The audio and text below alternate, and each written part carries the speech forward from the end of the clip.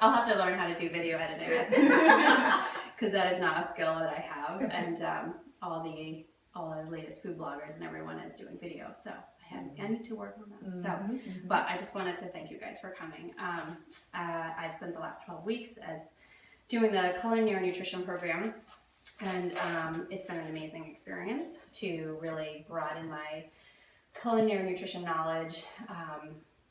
I thought I was a healthy eater, and I thought I knew what I was looking for at the grocery store, and I really had my eyes open to a different way of shopping and understanding what's in our food and what is going to make us feel better. So we're going to go over 5 key components of living a better life and living a life that leads you to better health instead of disease, because we all have a choice, and all the food choices that we make help lead us in one direction or the other. So what I did over the past few weeks is everyone in our program, we all picked one condition of choice to focus on. So I picked Hashimoto's thyroiditis.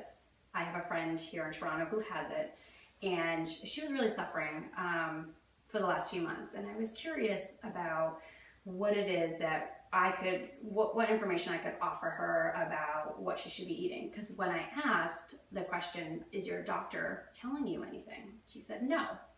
And I was like, okay, not surprising, but disappointing, because as I've now researched this, I've learned so much more about what it is she should and shouldn't be eating. So Hashimoto's is an autoimmune condition where the body produces antibodies and attacks the thyroid gland.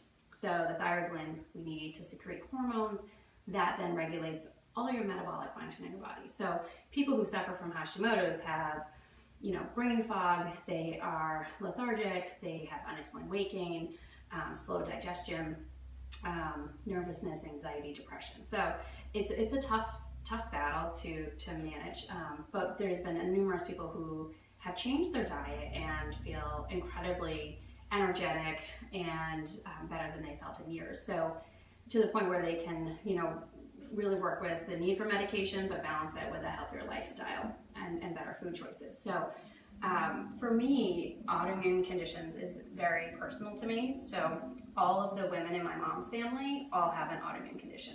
So this is from my grandmother, her 3 daughters, including my mom and my sister.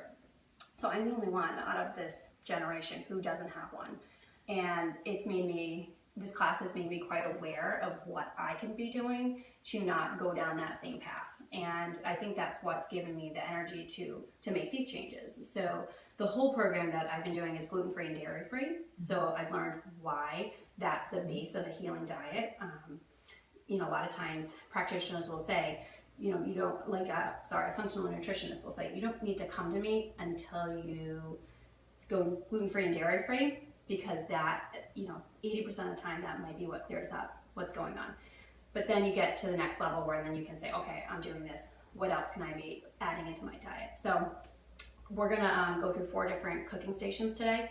And I'm gonna explain to you what are the food components in it that are health benefiting, what are the vitamins and minerals, and how does that support the 5 things that we really wanna focus on. One of those is gut health. The next is immunity. The next is expanding your intake of phytonutrients, so think about the rainbow of colors on your plate.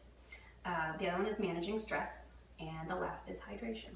So those key things, if we keep in mind, what are we doing that can benefit those 5 things? So I'll walk you through, and we'll get started cooking, and I'll give you all kinds of fun nutrition facts, and feel free to ask any questions as we're going through it, because there may be some new information you haven't heard before, and I'm happy to explain things in more depth to you.